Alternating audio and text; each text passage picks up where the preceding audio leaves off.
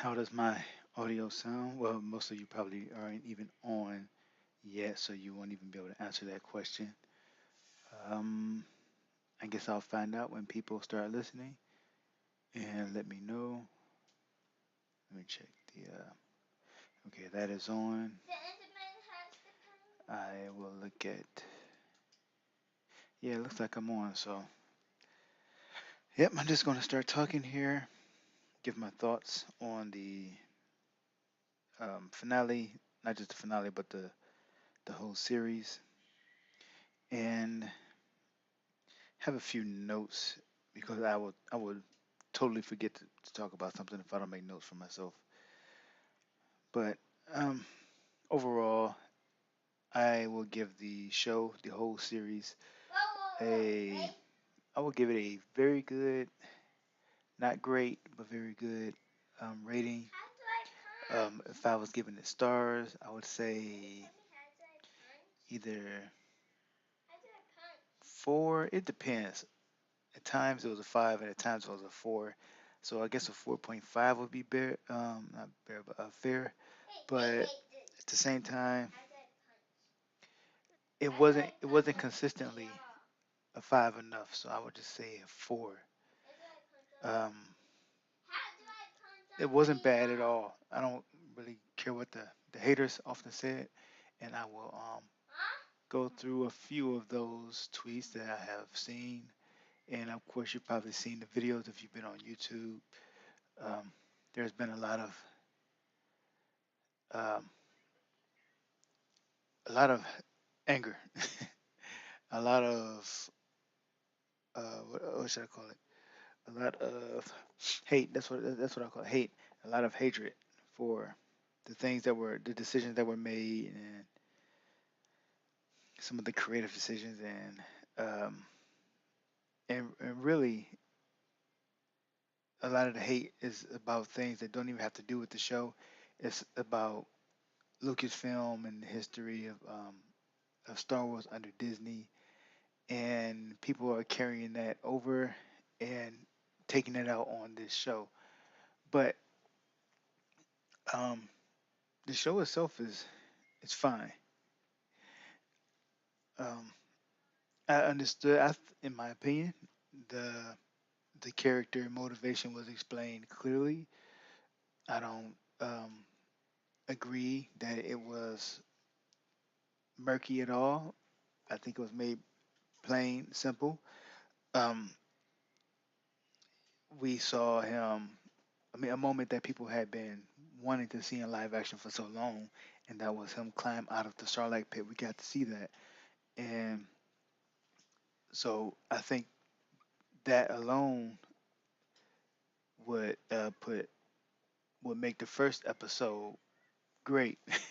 But thankfully that wasn't all that the first episode had going for it. You basically got to see the moment where he became aware of the his mortality, aware that he had so much potential and wasn't living up to it. And I guess maybe that was lost on some people. He, I mean, to me that was clear. He had a brush with death, and that kind of thing makes you rethink your life. It makes you reconsider your decisions. And so he is picked up by the Tuscans, who first take him as a slave, but he earns his freedom. And, and against the comments that I have seen saying that it wasn't, uh, I have children in the room, so I won't use certain. I won't say what they say. I would just say that BA. I'll just say he wasn't BA enough for them. Although he did pay homage to Leia when he choked that creature out. I can't even remember the name of it, but he choked that creature out with the chains that he was enslaved with, and that is a that was a BA scene to me. You know, that was awesome to me. So for whoever's in the chat, can you please tell me how my sound is? Um, okay, I was reading a comment from Charles Smith. I will probably get to that later when I talk about the impact, potential impact. So um, I just got a notification from. I might have been streaming to the wrong channel earlier, but that's all right. So with he okay, he earns his freedom, and with he be he becomes a member of the Tuscans, right? And one of the things that they constantly did is show him or at least show his father leaving him. His father was leaving to go on a mission, and of course we know what happens to him in Attack of the Clones. I think it was Attack of the Clones. We know what happens to Jango Fett. Now Boba lost his father. That was his father. You can call him his donor if you want to, but that was his father. That was the only family he had, and they keep showing you that because they think you're smart enough that they don't have to spell it out to you that he um I, w- I would love to get these pictures for you if I had. Let's see if I can actually do it. He The reason why I probably won't be able to get these pictures. Yeah, okay, so they don't want to spell it out to you. You know, you have to give the audience some credit. You don't want to insult their intelligence. But I guess a lot of people didn't get it. And the thing is that he was clearly missing family. He was longing for family and or belonging, a tribe, loyalty. And these are the things that he continues to harp on later on in the story. He keeps talking about loyalty, what it means, and what he's looking for. So I I think people.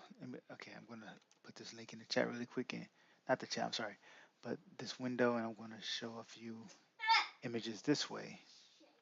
And here's one right here. I'm gonna focus on this one.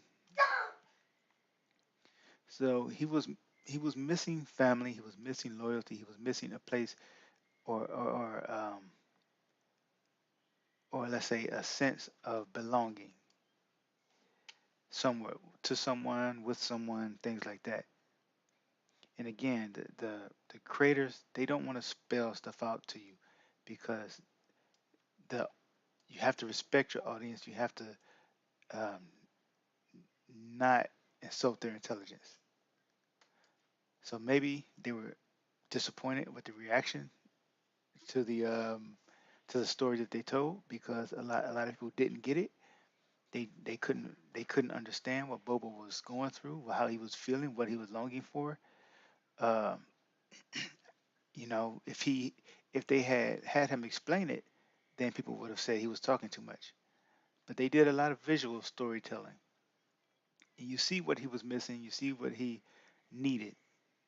Y- These were wounds that were opened up, and he had to live with these wounds all his life.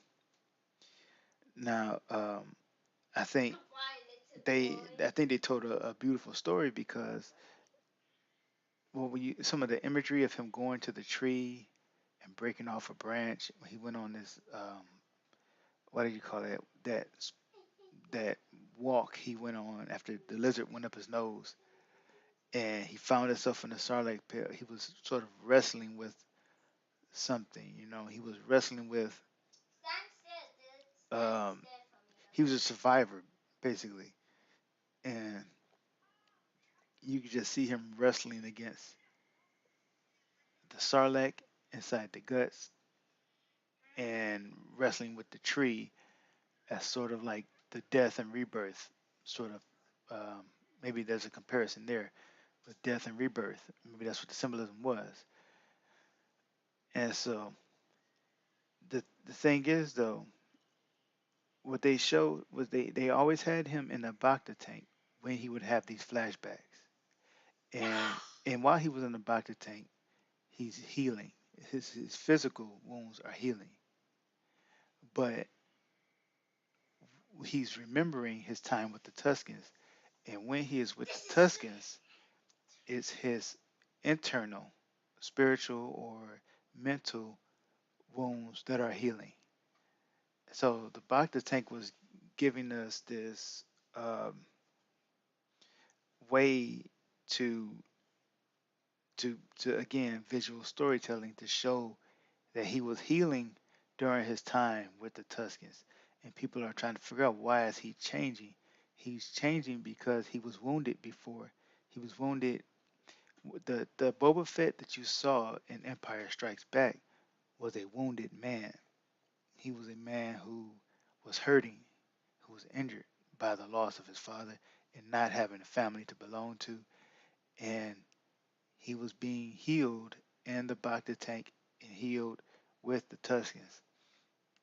Now, sadly, the Tuscans, just like his father, were taken from him, and he was on his own again. But rather than be a hunter and be at the mercy of the person hiring him, he wanted to be the boss. And his near death experience taught him the danger of following incompetent leaders. And he he did spell out explicitly that he would rather be the one giving the orders rather than taking these dangerous orders from idiots. And some people still miss that. I don't know how, but somehow that still they didn't they just didn't get it, even though it was laid out pretty explicitly in the film. He says it, and so he he the death by the Sarlacc pit would have been um, what's the word I'm looking for? And undignified. It's there's no honor in that, and he has to have a sense of pride in himself being the son or the clone of the Jango Fett, and know that he has a higher purpose than that, and know that can't just be it for him. And so that's part of his driving motivation is to achieve his full potential, and that is to be a boss and not simply take orders from idiots as he was doing before. And he also says that you can only make it so far without a tribe. This is something that he learned. He maybe knew um, from the time where he was young, but he he had no choice but to try to make it on his own. I hope you can all see the pictures. I haven't even seen what it looks like on live on YouTube. So, but anyway, so far it looks like I have in the chat just Charles. He's not really talking to me. He's just posting random things almost robotically. So uh, mm, I'll just wait for somebody who actually wants to talk to come along. But um, so he he has to know he has a higher purpose than that, and maybe that was awakened after that near death experience. But so his story sort of it almost sort of wraps up at episode 4, or at least the past part one. I say part one of his story wraps up at episode 4, and then in episode 5, um, we make a jump over to to follow Din Djarin for about 2 episodes, and but we rejoin Boba in episode 7. And the proper order of the episodes I think should be episodes 1 through 4, and then 7 those that would be Boba's complete story. But five and six, I think, would be like five and six should be episodes of Mandalorian season three running simultaneously with the Book of Boba Fett. So I say that the um, series mostly delivered on everything I wanted, but the finale fell short of the hype I had built up for it. It was good, but it lacked the introduction of a new element that made the first two season finales of The Mandalorian epic. Like, first you had Moff Gideon revealing that he had the dark saber, and then season two, we had Luke Skywalker make his triumphant return.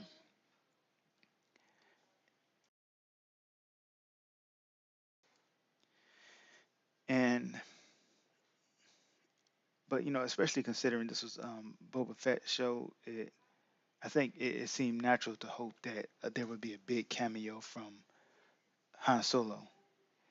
And I think I was disappointed that that didn't happen.